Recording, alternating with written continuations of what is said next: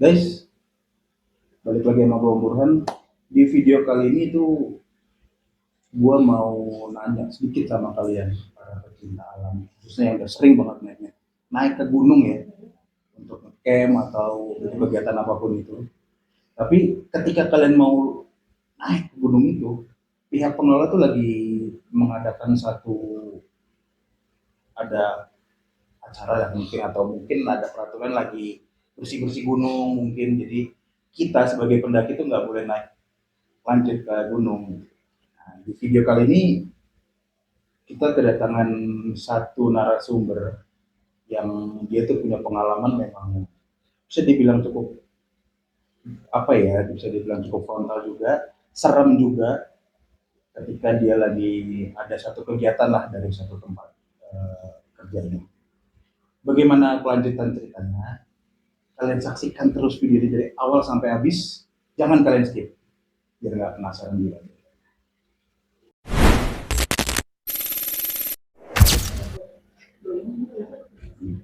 Oke, tanpa berlama-lama lagi, kita kenalan langsung sama Sobat Gentayangan kali ini yang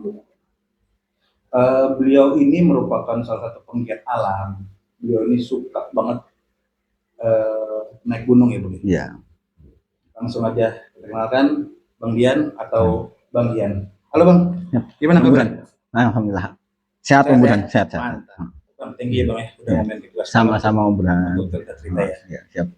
Nah, sebelum kita mulai ceritanya, buat sobat gentayangan di luar sana yang mungkin baru pertama melihat video ini, terus langsung di subscribe ya videonya, biar apa namanya, biar tahu terus cerita-cerita terbaru dari kita. Oke, langsung aja. Ini dia ceritanya. Bang Yan, jadi waktu itu tuh lo lagi ada kegiatan apa sih Bang? Sampai emang lu sebelumnya tuh emang suka naik gunung ya? Ya, gue emang dari remaja ya, dari remaja emang gue emang suka naik-naik ya gitulah, berkegiatan dalam terbuka.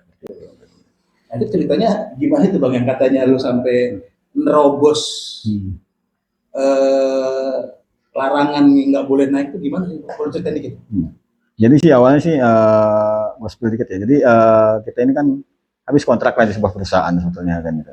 Buat ngenang-ngenang momen itu tuh kita itu pengen apa ya, ada kesan lah gitu, sesuatu yang berkesan buat perpisahan kita gitu kan. Karena kan waktu itu masih muda juga gitu kan, kita itu pengennya sesuatu itu tuh kalau barang kan pasti ada inilah gitu kan, tapi kan kalau kesan kan pasti ada sesuatu yang bisa diingat sampai tua gitu kan, punya cerita lah untuk nanti diceritakan. Jadi untuk itu semua waktu itu kita itu diskusi sama teman-teman mau mutusin apa nih segala macamnya kan gitu kan. Nah akhirnya dari cerita-cerita kita diskusi, kita memutuskan untuk naik gunung kan gitu. Oh, ini seperti itu ceritanya. Nah, dari pilihan-pilihan gunung yang ada di Jawa Barat, karena memilih opsi yang paling dekat gitu kan di sekitaran kita, nah akhirnya kita memutuskan buat naik gunung Salak lah kan gitu. Tapi yang relatif apa namanya, jalurnya nggak ekstrim gitu. Apa lu naik dari Gunung Salak itu kan ada, yang gue tahu tuh ada tiga puncak ya masalah ya, puncak satu, puncak dua, puncak tiga kan ya? Iya sih, tapi banyak sih sebenarnya puncak-puncak, cuman yang terkenal itu puncak 1, puncak 2 sih sebetulnya. Kawah Ratu sama puncak Manik kan gitu. Nah, itu waktu itu memutuskan naik dari Gue naik dari Gunung Bundar, mau tujuannya Kawah Ratu sebetulnya. Gitu. Nggak tahunya ke situ. nah ceritanya itu lu sampai memutuskan untuk gue naik aja deh, padahal udah sama pihak pengelola tuh udah dilarang naik itu. Tujuan lu sendiri tuh naik ke gunung itu ada tujuan apa nih? Maksudnya untuk mungkin kalau zaman gue dulu ya ada yang namanya bersih-bersih gunung. Ya, ya, gitu ya. Kan. Kalau Bangnya sendiri gimana? Ya nggak sih, tujuannya sih sebenarnya kan tadi itu gitu kan, kita pengennya udah jauh-jauh kan dari itu kan, waktu itu kan kita masih kesana itu masih ngangkot ya, naik angkutan umum lah gitu. Kita juga jalan dari Depok itu ke Bogor itu jalan malam gitu, sengaja kita jalan malam sekitar jam 10 malam, kita berangkat dari Depok dan Bogor, terus kita ke Bogor kan gitu kan, terus menuju Lewiliang. Untuk bukan Lewiliang sih sebetulnya, daerah-daerah Ciampea sana gitu, Gunung Bundar. Jadi di sana yang banyak-banyak apa sih, curug ya. Di situ kan ada Curug Cigamia, Curug Mumpet, dan Curug lain-lain gitu. Biar kita di sana tuh bisa wisata juga gitu, selain naik gunung. Nah, karena kita perjalanan itu jauh, kalau misalnya balik lagi kan sayang, gitu. Lihatnya. Karena emang berhubung di sana lagi ada larangan naik dengan di sana itu waktu itu alasannya konservasi, lagi konservasi alam gitu. Jadi biar kita itu nggak ada kegiatan aktivitas untuk mendaki, kan gitu. Jadi dari pihak pengelola Taman Nasional Gunung Salak itu waktu itu alasan itu.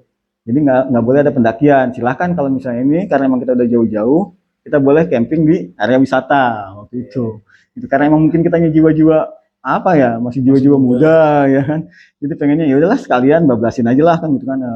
Kita coba naik yang lebih lagi nekat gitu, nekat. Seperti itu sih. Gitu. Tapi naik sampai puncak. Nggak nyampe. Oh, nggak sampai puncak. Nyampe. Ya karena emang ada something lah gitu, ada sesuatu yang di jalannya itu yang membuat kita akhirnya memutuskan untuk balik lagi. Gitu. Setelah lo memutuskan untuk naik, ada cerita apa sih bang? Jadi awalnya kan kita kan nyampe sana pagi kan, gitu kan pagi gitu kan, terus ini kejadiannya itu karena emang kita jalan malam ya dari tempat kita jalan malam nyampe sana kan pagi, otomatis kan apa namanya kita lanjutin perjalanan itu matahari udah mulai naik kan.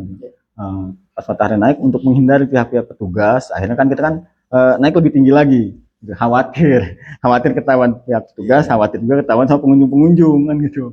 Kan emang ini kok masih ada aktivitas yang apa namanya naik gunung kan gitu atau hiking gitu. Akhirnya kan kita naik lebih tinggi, kita istirahat waktu itu di sekitar jam 10 pagi tuh gitu. Kita untuk masak sarapan, terus kita bongkar tenda buat rehat karena emang belum istirahat kan dari semalam kita begadang. Jadi terus apa namanya setelah kita apa namanya masak segala macam kan, buka tenda ya teman-teman kan tidur di dalam tenda, waktu itu cuma buka satu tenda gitu karena emang tenda itu kan kapasitas 4 orang, cuman kalau diisi 4 orang kan apa namanya sesak gitu. Akhirnya saya sendiri memutuskan untuk tidur di luar tenda waktu itu karena siang kan posisi lebih enak juga kan, habis istirahat segala macam saya mutusin gelar matras tiduran lah di luar. Setelah saya ketiduran ya kita semua tiduran lah itu 4 orang itu kita ketiduran, tiba-tiba gitu kan, tiba-tiba itu di ini terdengar suara ini kenceng banget, suara burung gitu, Om Burhan itu suara burung ya, suara burung yang kita nggak asing lah kalau misalnya kita emang sering-sering apa namanya naik gunung atau misalnya sering-sering berpetualang itu gitu, suara burung gagak kenceng banget suaranya. Iya. Dekat gitu kan, itu saya kan waktu itu masih merem kan, masih tidur kan, gitu kan. Nah, mau nggak mau kan kita buka mata tuh kan, nyari sumber suara di mana nih. Nah, pas kita buka gitu kan, pas kita buka mata ngeliat sumber suara, wah ternyata lagi di atas tenda bang, tenda yang teman saya 3 orang itu kan yang tidur di dalamnya kan gitu. Otomatis kan saya kaget gitu kan, ini burung berani banget gitu. Di atas tenda bener, nangkring satu ekor gitu, hingga nangkring di atas tenda dengan gagahnya itu sambil ngeliatin. Jadi kita main tatap-tatapan sama si burung gagak gitu kan, pas saya buka mata ngeliatin dia juga ngatap ke arah saya kan gitu, segala macem gitu kan, itu kan kaget gitu. Nah terus saya di tengah kebingungan gitu kan, fenomena yang terjadi ini kok burung berani banget, ada orang tapi kan biasanya kan burung kan menghindar kalau ada manusia kan gitu, tapi ini enggak gitu. Nah terus saya bangun, saya terus coba kebuka tenda gitu kan ke teman-teman buat ngomongin teman-teman. Nah si burung terbang sambil tepat di pinggir saya gitu kan, sambil tetap bersuara wah kan. Dengan situasi itu kan kita heran, bingung, kaget gitu kan, wah ini kok burung kayak ngasih sesuatu ini gitu kan di sini, tanda gitu ya, kejanggalan lah gitu.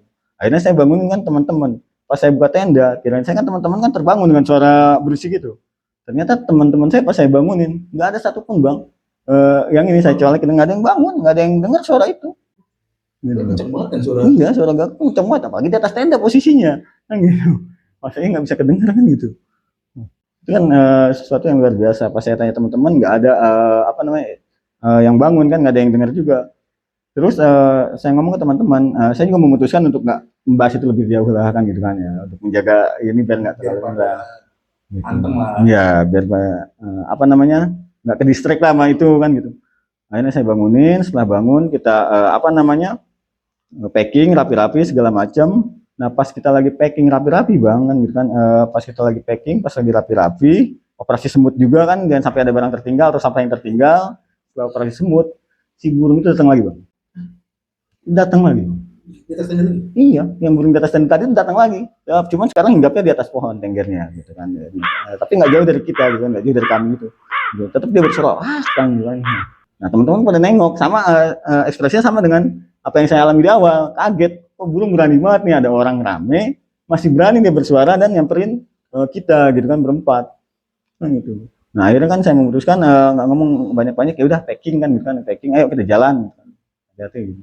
Nah nggak lama kita jalan, burung itu juga terbang bang. Ya, ngundurin kita lah terbang. Nah, kita jalan, terus jalan. Nah, Salak itu kan anomali bang. Gitu.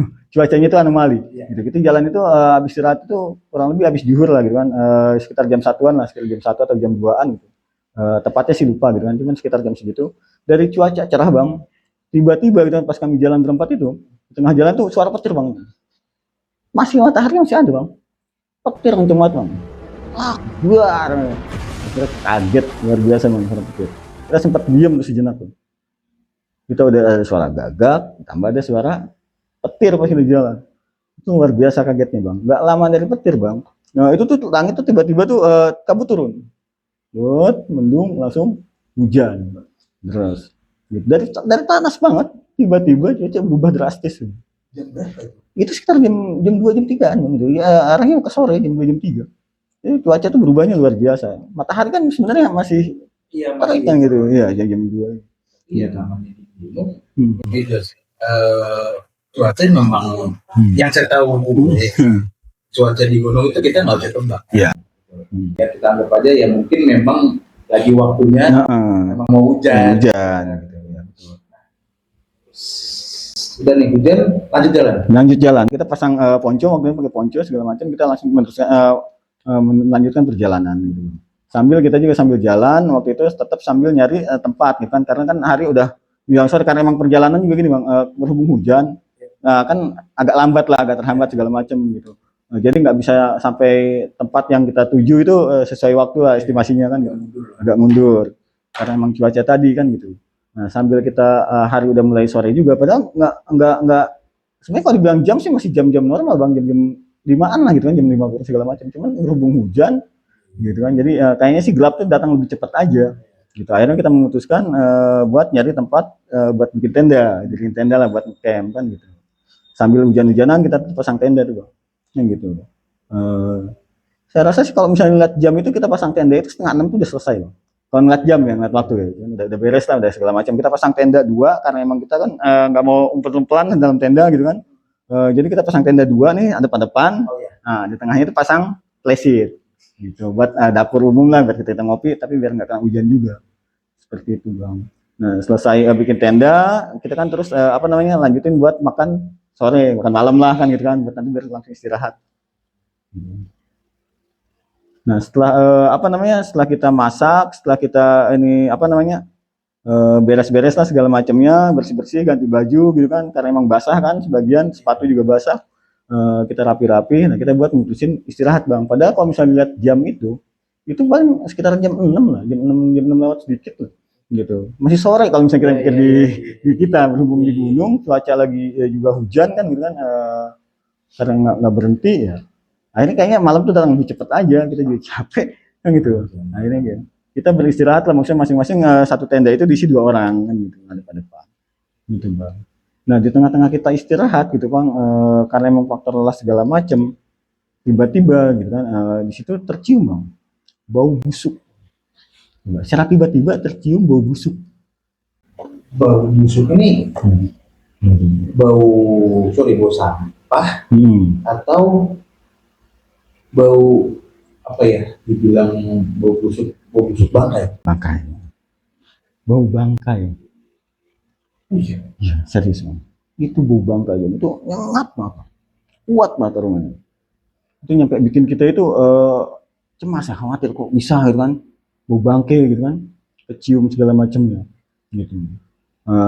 Setelah bau bangkai itu kita kan teman saya bangun juga teman yang di sebelah kan, yang satu tenda segala macamnya, jadi sama kan gitu. Nah nggak lama setelah bau bangkai itu tercium, di luar itu ada yang kayak buka resleting tenda bang. Tenda kita dibuka resleting. Wah, apaan kan, kita panik juga kan. Resleting udah buka nih kan gitu. Nah ternyata pas diperhatiin gitu kan, kita nggak ada yang berani ambil tindakan kan, nunggu dulu kan semuanya. Ya pas dibuka ternyata teman kami yang 2 orang yang naik tenda sebelah nih masuk gitu. Padahal lagi pada ketakutan, Hmm. bukan ketakutan juga lebih ke bingung lah. Ya bingung gitu kan. Nah, apa sih kan gitu fenomena apa kan bau bangkai tiba-tiba kan gitu. Sedangkan sama bau belerang pun kita kan jauh dari kawah bang. Kan gitu nggak mungkin lah Iya. keciumnya sejauh itu kan gitu kalau misalnya bau bangkai bau belerang kan gitu. Ini baunya bener-bener kuat banget. Kuat banget. Buat padahal dalam tenda kan kalau misalnya dalam tenda itu kan nggak terlalu tercium lah kalau misalnya ini kan. Gitu. Dari teman-teman abang berempat itu ada yang inisiatif, kadang kan suka ada yang sok iye gitu ya. Wah apaan sih nyari gitu. Ada nggak? Nggak ada bang. Jadi semua di dalam Umpul-umpulan kita berempat dalam tenda. Itu posisinya pun karena emang ini kan kita main umpul-umpulan awalnya umpul-umpulan bang. Nah terus saya minta tolong, udah tutup lagi ini apa tendanya, restartingnya gitu kan ke teman-teman. Akhirnya kan ditutup tuh teman yang terakhir itu ditutup tenda segala macam. Nggak lama dari itu bang, nggak lama setelah itu kayak ada yang jalan bang dengan tenda bang. Gitu. Tenda kita itu kayak ada yang jalan ngelilingin terus ada yang tangan yang tempelin ke ini. Oh di Tenda kan kelihatan kalau misalnya dari ini, gitu kan, muter. Nah ditambah kan ada perlengkapan masak tuh di luar tuh, itu kan ada yang tabrak bang, bunyi tang kan kayak tendang, gitu. Itu tambah teman-teman itu ada yang posisinya ngeringkuk, ada yang posisinya sambil megangin, ya banyak macam-macam lah gitu kan. Nah, saya tetap duduk santai sambil sila kan gitu, dengan fenomena apa sih ini kan lagi mencerna gitu situasi apa sih kan gitu kan yang terjadi gitu. Dan ini juga ke diri gitu, apa sih yang salah kan gitu kan, kok ini bisa jadi kayak begini gitu kan, ini beneran atau enggak, ini masih di itu tuh apa sih kan gitu kan yang terjadi ini kan, kok ada fenomena seperti ini selama saya naik gunung itu, apa namanya fenomena yang se ekstrim ini baru kali itu tuh di belum pernah, paling cuma suara-suara ini segala macam lah, itu kan udah hal-hal murah lah kan gitu. Tapi ini baru kali ini fenomena itu nyata bang, dari bau, dari suara, ini kan kayak nyata banget bang gitu. Jadi si interaksinya itu nyata lah gitu, si astral ini kan gitu. dia apa mainin tenda itu lama? Apa cuma di seret gitu? Seret, kayak muter lagi bang. Itu ada sekitar dia muterin bang. Gitu. Jadi nggak lama gitu kan, paling sekitar 2 atau 3 putaran, tiba-tiba ada suara anjing bang. Iya serius. Lama. Kita suasana dalam tuh mencekam banget bang. Itu kayak suasana itu kayak apa ya? Ya nggak bisa di ini namanya. Gitu. Ya, nggak bisa dibayangin juga emang kepanikan, kekhawatiran, kecemasan di dalam itu kan gitu. Kalau kita pikir beruang, apa ada beruang kan kita kan nggak mungkin kan gitu. Iya, seperti itu. Iya, terdengarlah suara anjing bang. Setelah beberapa putaran anjing bang, suara anjing, gonggongan anjing. Itu suaranya jauh bang. Oke. Suara gonggongan itu anjing itu jauh. Tapi nggak lama kemudian itu suara itu udah tiba-tiba deket tenda bang. Bayang nggak? Gitu. Dalam waktu sekejap mata si suara anjing itu ada di samping tenda. Nah, dengan suara geraman anjing lah di ininya ada inilah kan itu ada apa sih anjing gitu. Dan, tapi nggak lama dari suara anjing itu gitu kan, terus tiba-tiba anjing itu suaranya dari dekat tenda, nggak lama kemudian udah ada jauh lagi bang dalam sekejap mata. Nah berhubung hilangnya suara anjing itu, setelah hilangnya suara anjing itu om, apa namanya si suara bau bangkai pun hilang. Berbarengan. Nggak lama dari suara anjing itu menjauh dan hilang, bau bangkai pun hilang. Jadi ketika fenomena ini terjadi, yang ada yang main tenda, suara anjing itu, si bau ini masih ada bang. Bayang nggak dengan bau busuk, bau bangkai, ya kan? Bau bangkai ditambah ada yang mainin tenda ini kan gitu. Itu suasana di dalam kita berempat itu udah nggak karuan lah gitu. Tadi yang saya gambarin tadi kan teman-teman itu udah dengan posisi yang ya nggak tahu dia. Ya. Dan nggak ada yang berani untuk. Nggak ada pada saat itu. Sama sekali kan gitu. Itu jamnya juga masih sore. Kalau misalnya lihat jam itu kan sekitar jam 7-an itu bang. Masih sore lah ya, tapi kan apa namanya mungkin karena emang hujan tadi gitu kan, kayaknya seolah-olah tuh sepi, sunyi, suara-suara hewan-hewan malam pun nggak ada gitu, kayak sunyi gitu bang, nggak ada suara apapun itu gitu. Iya apalagi kan ya bang ini kan cuma berempat ya, berempat. Mungkin ada apa namanya orang lain lah, kan memang lagi di close waktu itu. Ya betul, nggak ada pendaki lain juga gitu. Nah, nah setelah itu setelah apa namanya, setelah bau itu hilang gitu kan, setelah apa namanya, gonggongan anjing pun hilang gitu kan. Saya dengan keberanian saya mengumpulkan keberanian, akhirnya kan memberanikan diri untuk membuka tenda. Dan teman-teman saya itu nggak ada yang mau ikut. Ayo keluar yuk kan gitu. Nggak ada yang tiga itu. Tetap gua nggak di dalam aja. Kan empuk di dalam tiga-tiga. Ngumpul ya, ngumpul ya. Ngumpul bertiga-tiga di dalamnya. Udah saya memutuskan untuk keluar. Saya keluar, saya buka tenda. Nah itu juga antara sadar dan nggak sadar sih bang. Gitu kan.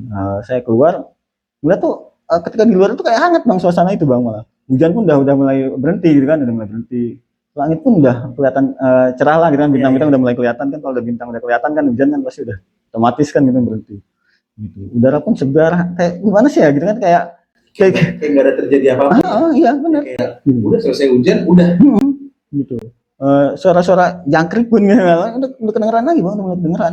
Tapi selama situasi yang dialami sebelumnya itu, jangan suara jangkrik pun nggak ada bang, kayak sunyi banget. Gitu. Mencekam, suasananya mencekam ya, mencekam. Terus saya keluar, saya memutuskan keluar. Setelah saya pandangin sekitar, kayak seolah-olah gini bang, di dalam diri saya itu ada yang menuntun bang, gitu, untuk berjalan gitu kan. Nah, saya nggak tahu nih sadar atau enggak gitu sebenarnya gitu. Tapi sadar sih, saya ingat kok gitu. Sampai sekarang saya ingat gitu.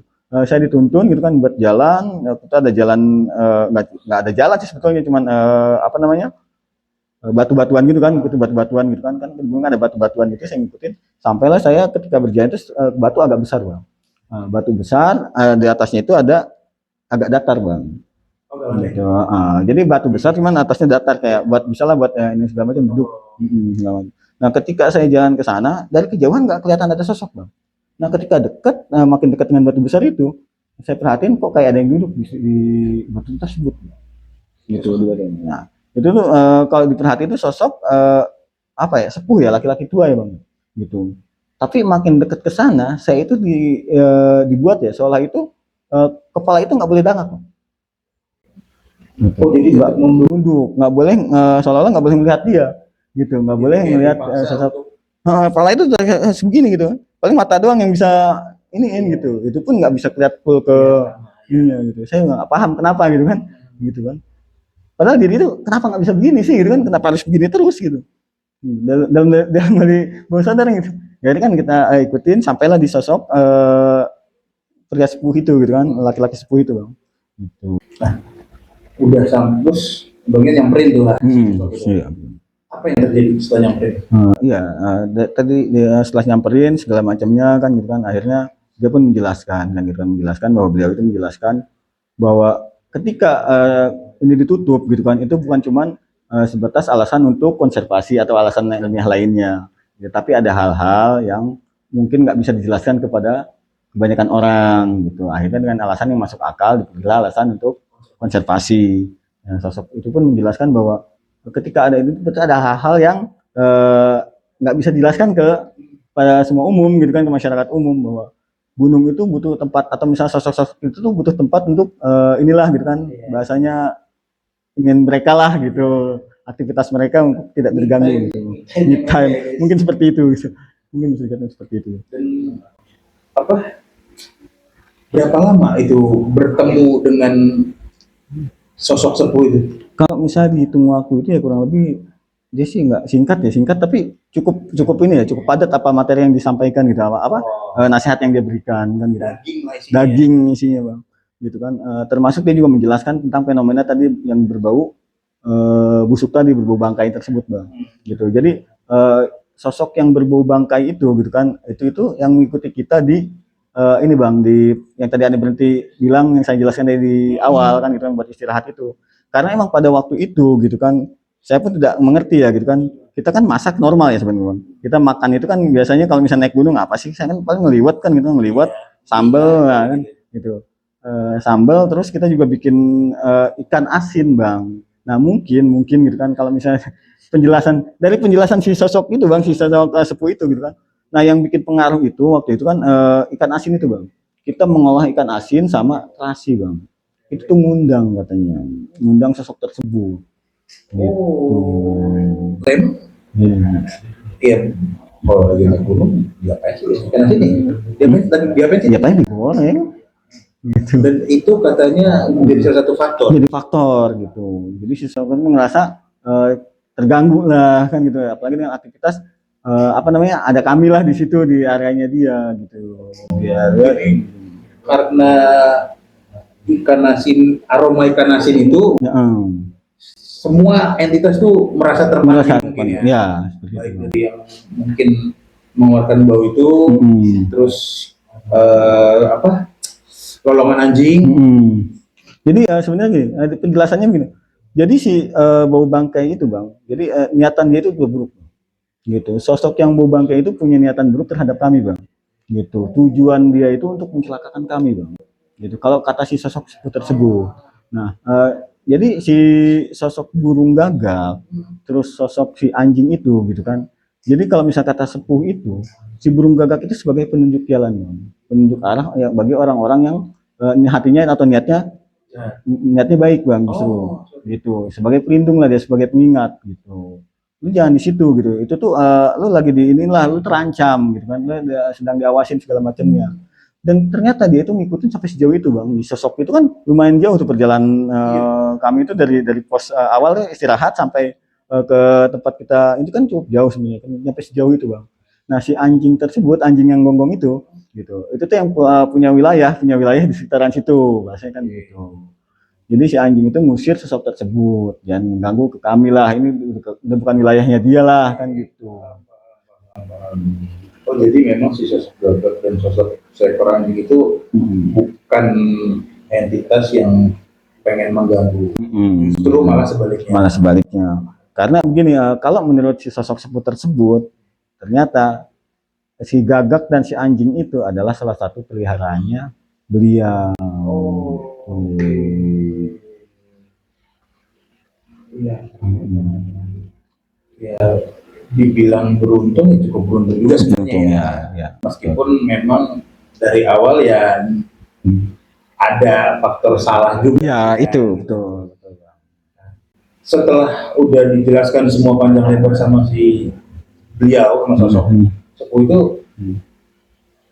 kalian memutuskan untuk turun atau masih tetap? Saya tidak menjelaskan bang. Setelah perbincangan singkat tersebut dengan sosok tersebut gitu kan, saya nunduk segala macam. Pas saya nengok lagi ke ini, itu kepala tuh udah berani ini bang, udah mulai bisa ini kan.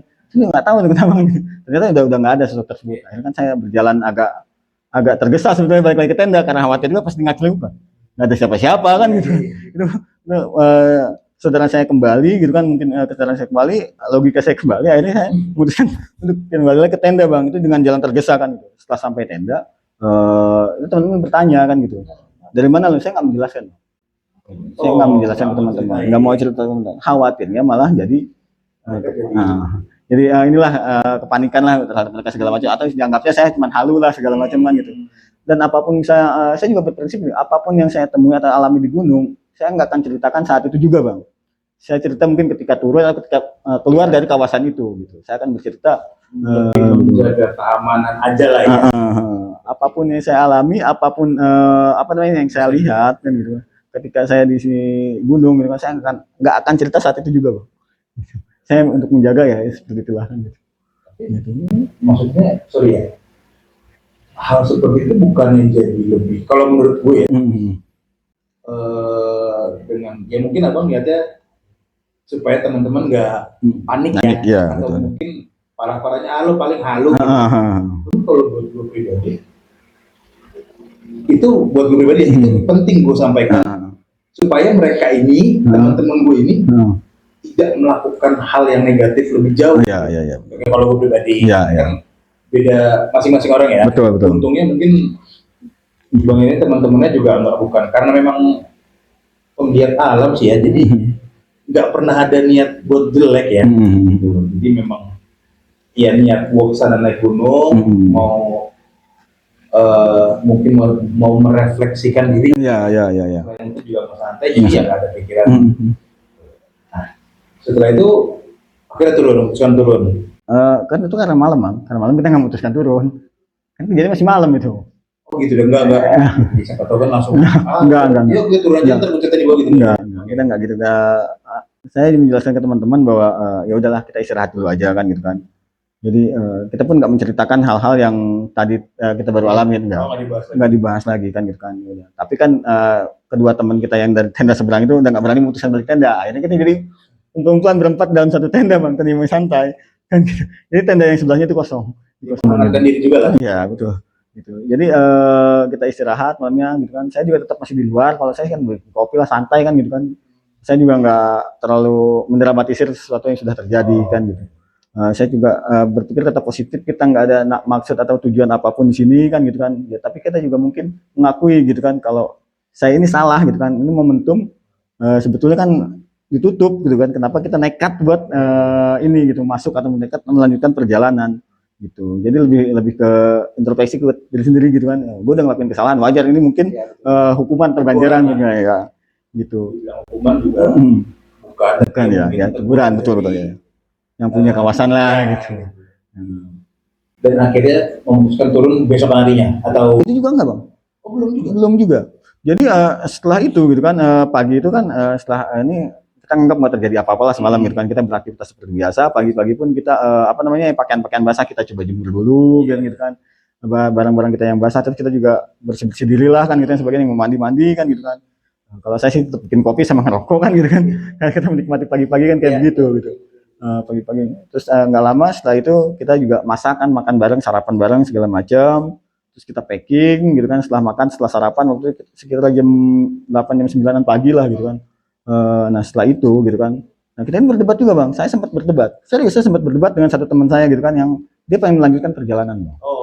Gitu, dia pengen udah sejauh ini gue masih pengen tetap melanjutkan perjalanan ke puncak, nanggung kan gitu segala macamnya. Nah ini kan yang dua ini karena ketakutan gitu kan, dia pengen memutuskan untuk turun. Sebetulnya saya dalam hati juga sebenarnya pengen lanjut bang gitu kan, cuman saya mikirin juga teman gue ini kalau lanjut nanti jadi beban buat kita kan gitu kan di perjalanan. Nah akhirnya gitu kan saya mengambil kesimpulan gini aja lah kan gitu kan, ya udah kita lanjutkan perjalanan gitu kan, tapi bila mana ada keganjilan nanti di tengah perjalanan, yang ngeyel ini saya bilang ke teman saya yang ngeyel, lu harus ikut gua, lu harus turun bang gitu, komitmen seperti itu kan gitu ya. Nah dia pun dengan muka seneng lah segala macam, merasa puas gitu kan, karena emang perjalanan dilanjutkan. Dan kedua teman saya kan dengan muka masamnya kan gitu, emang nggak mau dia ngikut, balik sendiri pun dia nggak berani balik berdua pun kan gitu, turun berdua pun nggak berani. Ya udah akhirnya kita jalan, saya di paling belakang posisi bang gitu. Setelah cukup jauh perjalanan, sekitar jalan kurang lebih 15 menit sampai 20 menit lah kita naik kan ke atas. Nggak lama bang gitu kan, terdengar lagi suara dari atas, suara burung gagak gitu. Hinggap di depan kami gitu, si gagak tersebut suara lagi hinggap. Nah teman saya yang ngeyel kan di jalan paling depan bang, yang pengen lanjutin perjalanan. Akhirnya kan nengok ke saya, natap ke saya kan, saya cuma ngangguk pelan aja. Ya udah mau nggak mau kan harusnya kan keganjilan lah. Ya udah kita mutusin buat turun kan gitu. Nah, akhirnya turun. Teman saya yang dua tadi yang sempat kecewa tadi, dia yang senang, dia yang tawa sekarang. Bukan teman saya yang ngeyel tadi yang yang kecewa gitu loh, kecewa. Iya sih, memang di gunung ini kita nggak bisa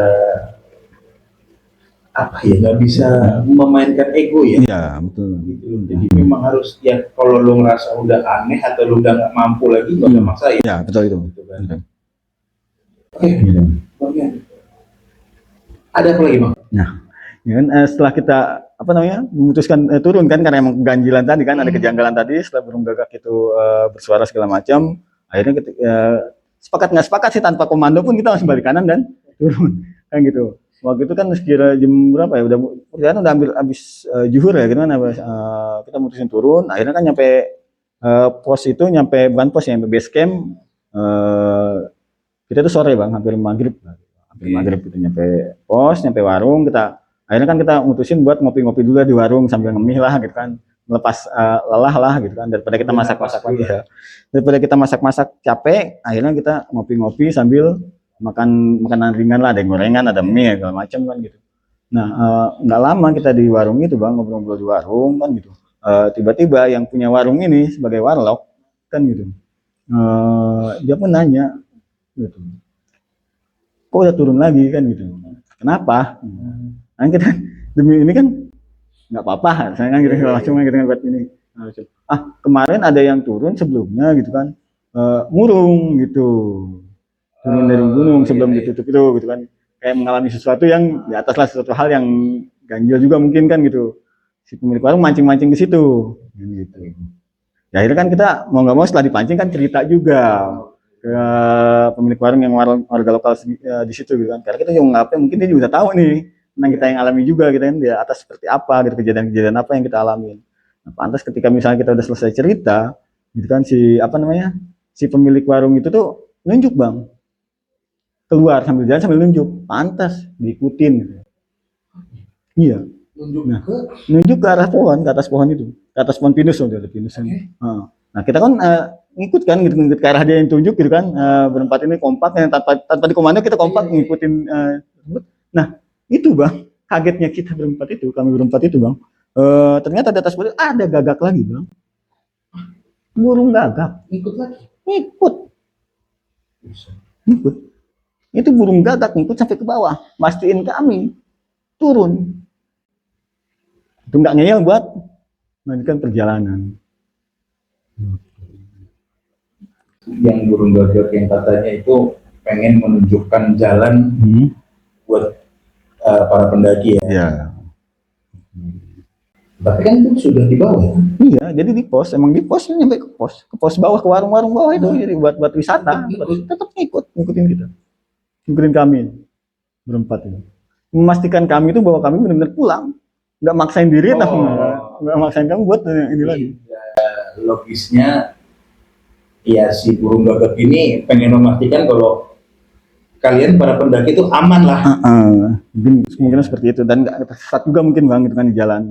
Karena gini, ketika misalkan dari kami misalnya ada yang ini juga terdengar dari kejauhan sih kadang-kadang gitu kan, kadang-kadang kan namanya di gunung gitu kan, kita kan ada yang berhenti dulu kadang-kadang segala macamnya gitu, dari kejauhan tuh suara dia terdengar gitu, nah mungkin entah sugesti, entah emang beneran dia suara gitu, karena emang kita kekhawatiran gitu kan, tapi terdengar dari jauh suaranya dia.